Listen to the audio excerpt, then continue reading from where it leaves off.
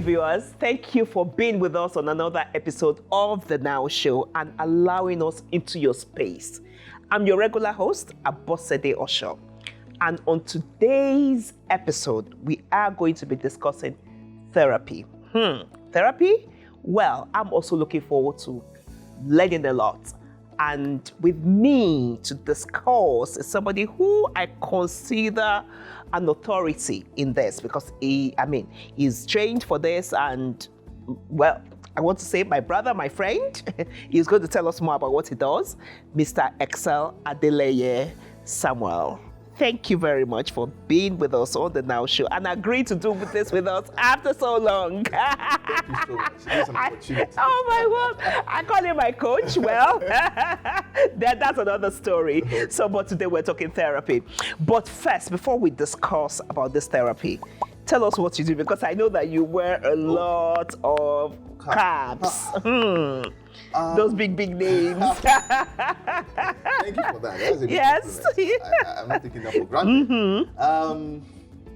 The easiest way I introduce myself is to say, I excel is into the business of changing lives. So easily I do say that I'm a lifesaver. So I'm into the business of saving lives. Okay. That's what I do. Then I use the platform I use or windows I use to do that is through counseling, therapy, coaching, and all that strategy as well and all that. So that's the medium and the platform I use. I work with a company called One Mark Counseling and Coaching Company. I also run a particular organization. It's a school for those raising those who are going to mental health. It's called One Mark Behavioral Science and Mental Care College. Where we train counselors, give people skills as well to need for the workplace, those who also want to go into profession. And fantastic is that we have some of our graduate students who are doing well as a functioning premarital counselor, family counselor, and all that. So there are two big names that you have not called that I was hoping you would. Yes. Yes. What you don't know was I have an honorary doctorate degree in Spiritotherapy. Spiritotherapy. That's it. Yes, and psychoanalysis. Yes. I kind of love those two names, because it kind of brings home our discussion for today. Because, when people talk therapy, you're wondering, okay, what's this all about? And you're meeting with somebody who is a psychotherapist and spiritual. Therapy. What do you say? In fact, when I saw it, I said, no, this is what we have to talk about. So, what does a spiritotherapist do? And a psychotherapist? Psychoanalysis, it's an ability to psychologically analyze a person where the person comes to realization, what we call unfolding, what we can call eliciting. So there's a way you come to a total awareness about yourself and your eyes just open. Permit me, there's a boy in the Holy Book who, the prodigal son, when he came to his senses. He came to himself. The Bible says he came to himself. Exactly. So what psychoanalysts do is an ability when you come to that and you said, do you know what? I've actually missed it for the last 20 years and I've come to that realization that I've missed it. And Yoruba has an idea says that the day a madman comes to know that he's mad, that's the day his healing comes. So what you're saying is that somebody is right there helping you to come to that conclusion, unfolding what it should be. And you just find out really, I've never thought about this way. So somebody must be sitting in front of you to come into this realization. Yes. So it's not something that happens like that on your own. Just a question. I said, do you know what? I get people say to me, I've never thought about this before. Now you hear people saying that now I'm putting the dots together to see where the problem is and what should be done for the first time. And somebody was calling and I said, you know what? I could not sleep because I just come to realization through that session. So that is the essence of psychoanalysis. So the process of somebody coming to see you, I guess, is what therapy is. Yes. Tell us, describe therapy. Therapy simply means healing. Healing. It simply means you get it. Therapy simply means you first acknowledging that there's a problem, now coming to awareness of the problem and resolving the problem. But after resolving the problem, you're now in the best functionality of what you should become. You should be. Best functionality of what you should be. That is the essence of therapy itself. Is when the wound is healed, then that guy can now run with that same leg that could not work with. So it becomes what the religious people call miracle.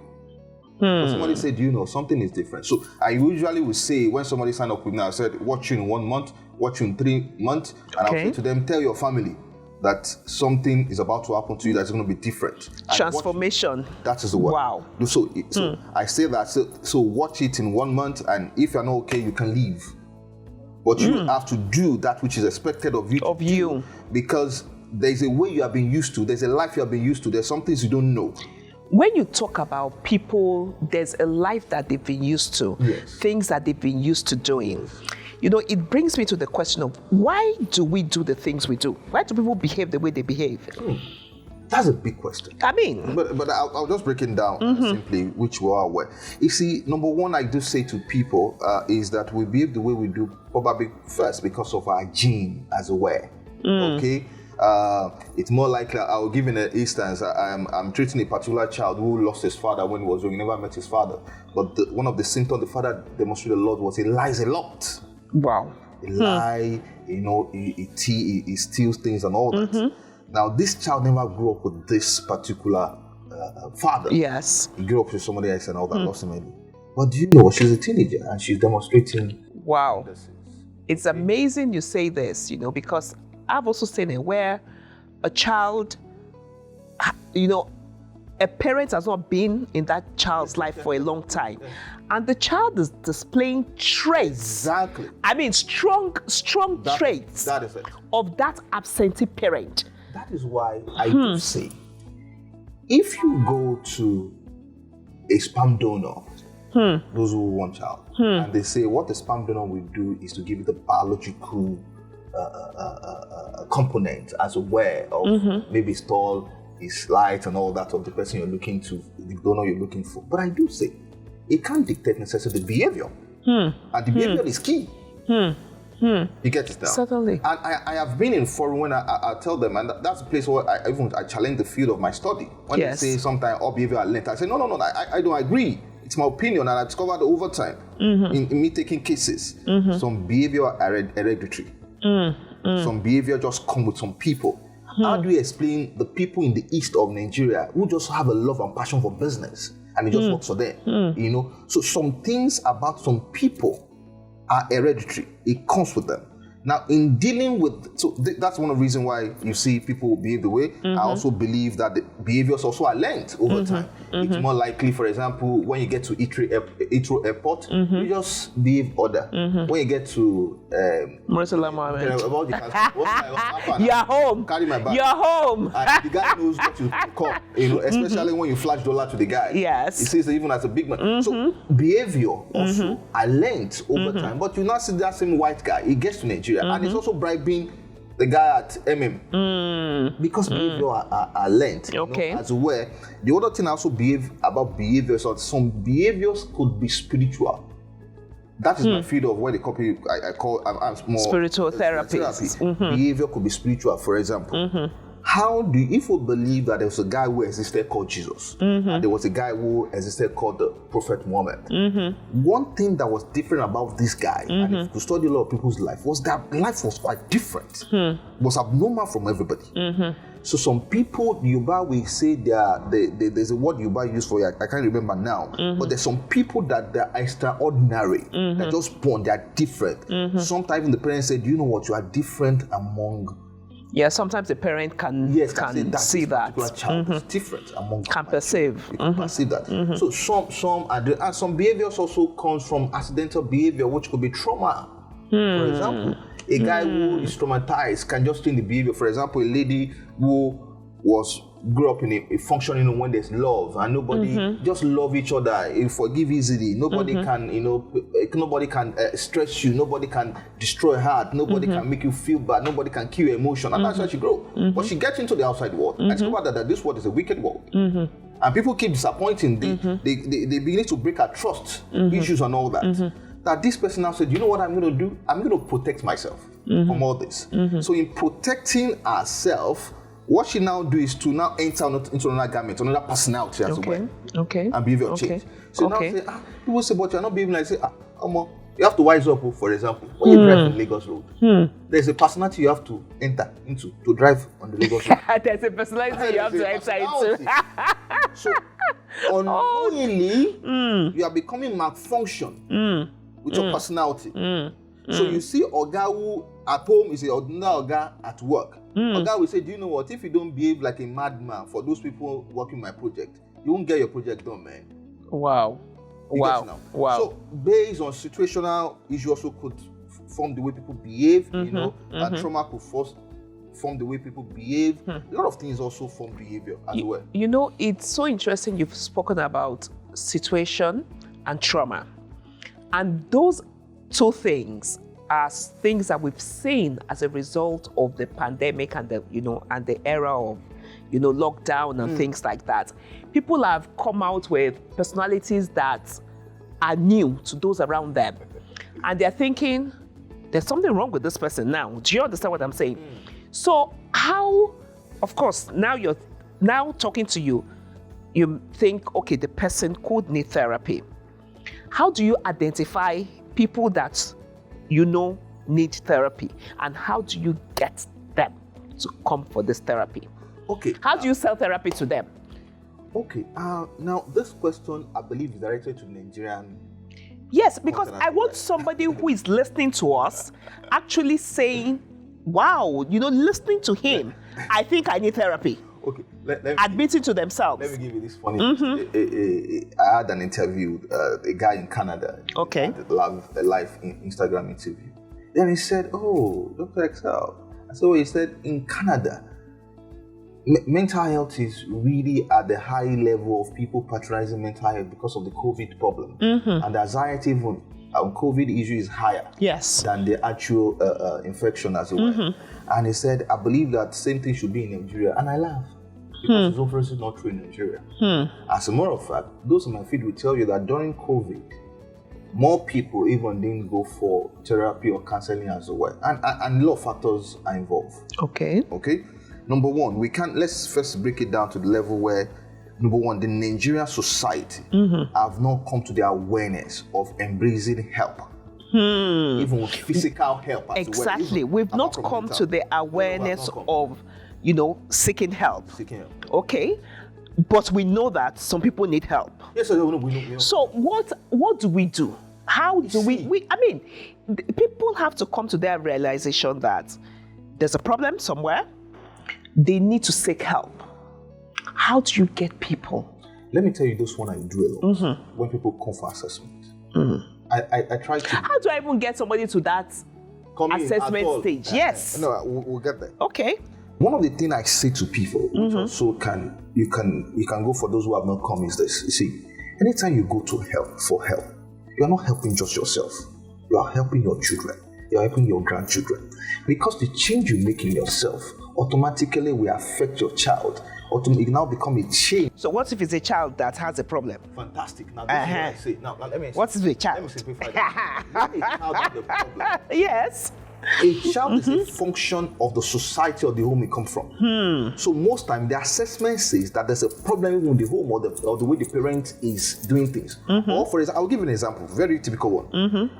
When a child is sexually abused, maybe 9 or whatever, when we do the assessment, do you know what we discover most times? That the parent also were abused within that space. Okay, let me break it down. Okay, you saw the shock on my face. Yeah, okay. Let me take it down. Now, anybody watching this also can do the analysis. You caught pornography with your child, or you caught your child with some dysfunctional behavior that is beyond and is mind-blowing. Check yourself. Check your spouse. What was your history? What was it coming from? And you find that there's a link.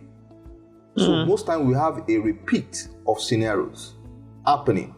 But do you know why that will also not resolve? That chain could have been cut if you dealt with yourself. But you know what we do? I'm in a particular group today and I said something about dealing with your wounds. And somebody says that I have walked past it or something. There's a word they use that I've walked past it. No. You can't I'll put it behind me. Yeah, put it behind me. It's like you burying a corpse. Yeah, we do that very easily. Yes. I put it behind me. I say, no. But meanwhile, you're still living in it. Still living in it. For example, when I say to people, when I say, I've forgiven him. I've forgiven him. And I now said it. Can you give that same person? I've forgiven him, but I don't need him near me. I don't know what to do with him. No. It's not anything. No. I know what to do with him. Yes. Can you give that same person a gift? Certainly not. Certainly not. And if you're forgiving, like the word says, for you give, you can give. Because even when you're angry with your child, you can give them a gift, because that is not that deep forgiveness. It's just a particular temporary conflict as well. But going back to the question you asked about how do you get people, and I think my opinion is this. The Nigerian society and the authorities need to create more awareness. I do solicit. Let the presidency, let the leaders go for mental health check. He should start from there. Now, but what do we do when that may not necessarily happen? I do say it to people, all you have is your hand, use your hand. Now, what we have is us in that regard. Let's also elders or leaders of hope go for assessment. For example, if I'm a pastor of a church and I go for an assessment, I said, you know what, I went to see a counselor, a therapist. You know what I just said? I just told all my members, go and address your problem. I just went for assessment. I don't need to say what I went through. Then I said, okay, that is true. So leadership in every placement at work, for example, in Nigerian workplace, a lot of Nigerians are not happy, but they come to that same office regularly. You see them having that rotate and that circle of confusion, so that their spouse know that, you know, this guy is just going to work, he's not happy. Their children know daddy is not happy, mommy is not happy with what she's doing. And sometimes they are tired, they feel like running away. One of the escape routes people now do in Nigeria is that they will just go to another country and run away. But see, it's just a cycle. It's just a magnified cycle. So well, what is that? You run away, your problem's wrong with you. It's just with you. What is that about you that you know that there's a vacuum that you need to deal with? When do you need to address it? Because you are giving birth to a generation of confused people.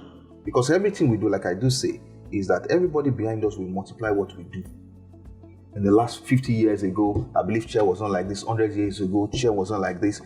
If we look at this video in the next 50 years, it's just going to be like one old video somewhere. There's going to be innovations and all that. So the same way man is, in the way we need to innovate ourselves about our processes, our strategies, our soul, our spirit, our emotions, it must go through daily refinement, the same way someone do exercise as well. So when you have your mental state, which is part of your, and do you know what? I do say this.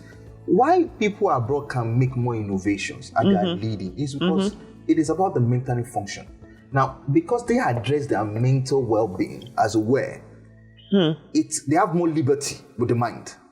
A average Nigerian who comes home to meet NEPA, or that just feel that this one now, I believe that as we are doing this recording, there is also plan B, if the light goes off. Of course. So you are thinking a lot of things, a lot of layers, and you are trying to focus on the program. Has more of his mind saturated. Imagine that same mind is bleeding. He doesn't know how I'm going to pay the next rent. The children, there's no insurance for the children to go to school. And I mean, the work, a lot of people have lost their job. In some nation, they are giving loans during COVID-19 and minimal interest. It's like free. It's surprising to see that in Nigeria, that the bank still was charging for same percent or more than 20%, and they were not considering that space that people were not working there, so look down and all that. And I was telling my banker, I said, but this is unfair to the people of the nation. Yes. But it will be so because that is the power to be in, and that's our frame of mind. So we have not come to the essence of even recognizing that people have a mental need, mind problem need to, because if we have not dealt with the physical problem as well. Of course, maybe one of the challenges also we have in this part of the world is that sometimes we see it's too expensive. They say, therapy is too expensive. How will I remove this one? So therapy is expensive. I mean, if people are complaining that it's too expensive. You see, that when they say that, I usually say that, what is the worth of your child? To pay for your child. I ask them a question, what is the worth of your life? Then they are thinking, they say, my child has no worth to. No, I can't put money. How much are you charging to fix that child? Now, because there's some repairs that you can just, if they ask you for all the money of this world, if suddenly that child needs a surgery, you're going to gather the money out. For example, people come for premarital counseling and they are giving them a child, they say, this money. They're asking, how much is your ring? What is the budget of this wedding? And what you are asking is not up to 10%. I saw one of our good friend putting a premarital counseling out for one cheap money. I said, Jesus. But I can bet you that 100 people didn't sign up for that. So are people scared by? No. Or No. they get put off if it's too cheap or what? No. The problem with our people is that they have poor value orientation. Poor value orientation.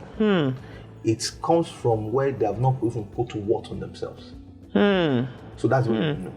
But those who see their life very significant, the change they need very significant, they care less.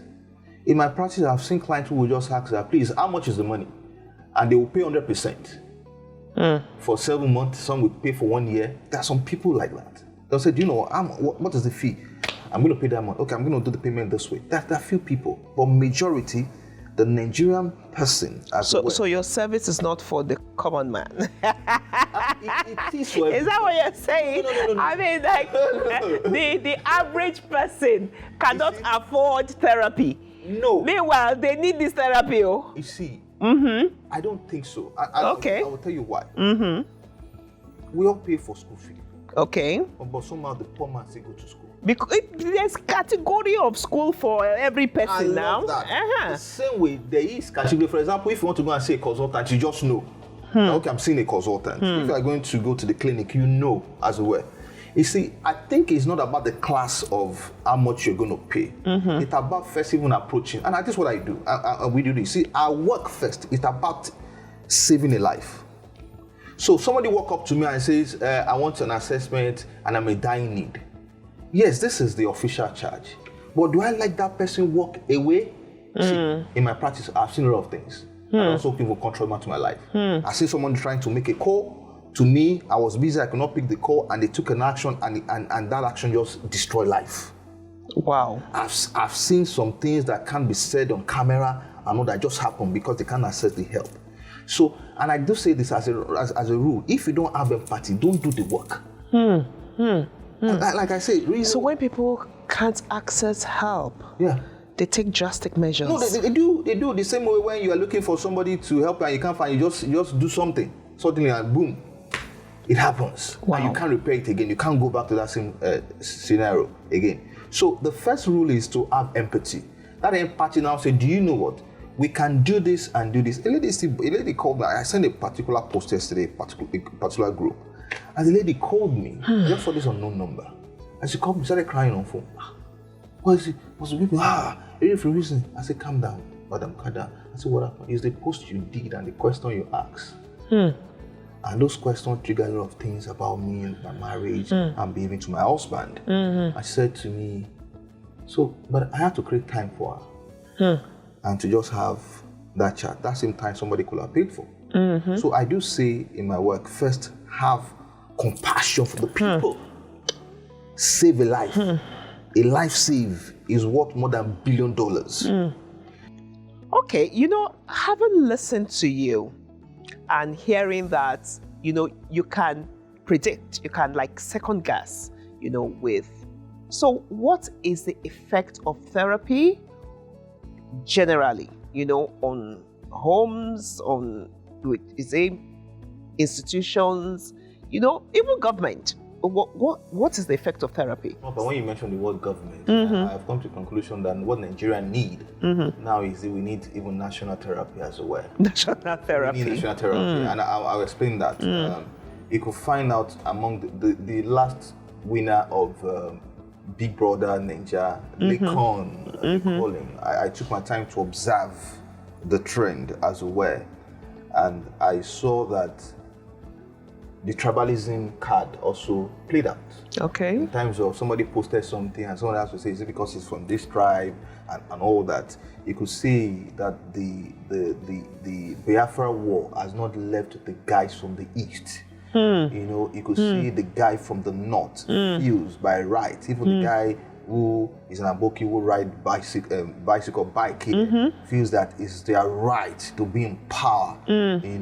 So there is a more mental problem with the Nigerian people as well. I was listening to a Ghanaian leader and he said the difference between Ghana and Nigeria is that the Ghana people are one in their mind, in their frame of mind. Okay. The Nigerian people are not one.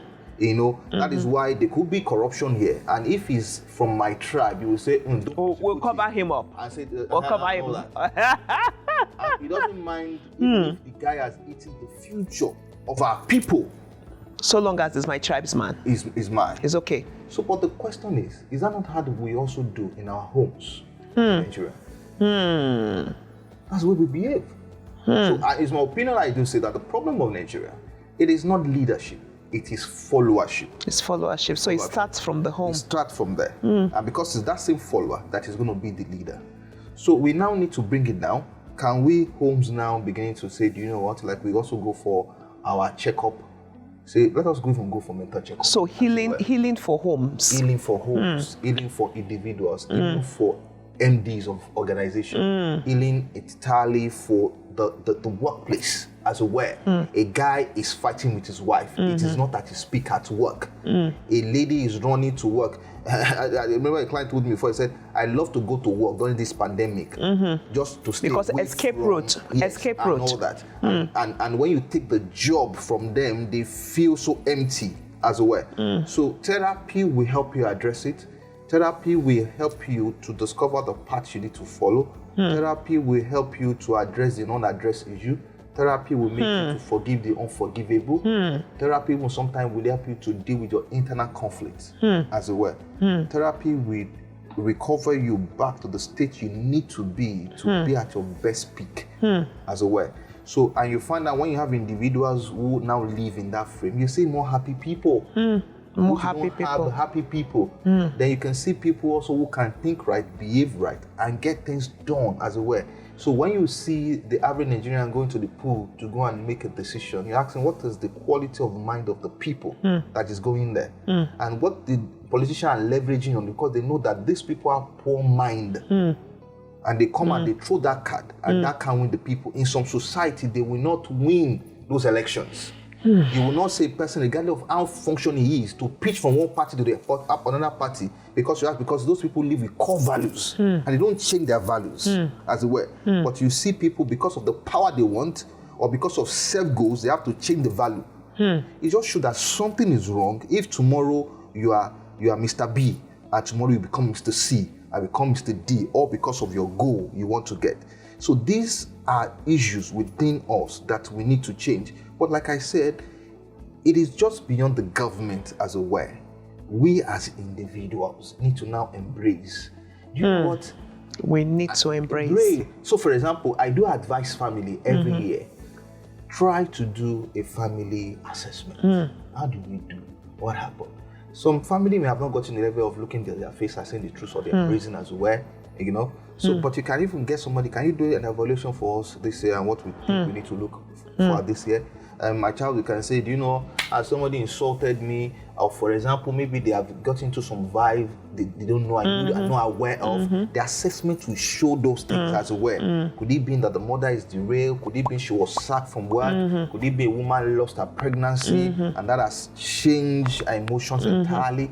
This thing helps. It should now come as a normal thing, as if you go for medical checkup yearly as well. And they do say that prevention is better than cure. And before even you do the prevention, at least you are aware of what is happening, what may happen. So this is what we live. For example, the Nigerian economy is not good at all. We need to focus. How is this going to affect the average person? And how is this going to affect homes? And is it going to affect the functionality at work? That we now break it down to say, do you need to look at this opportunity now? Do you need to do this? So therapy itself is a whole lot as well.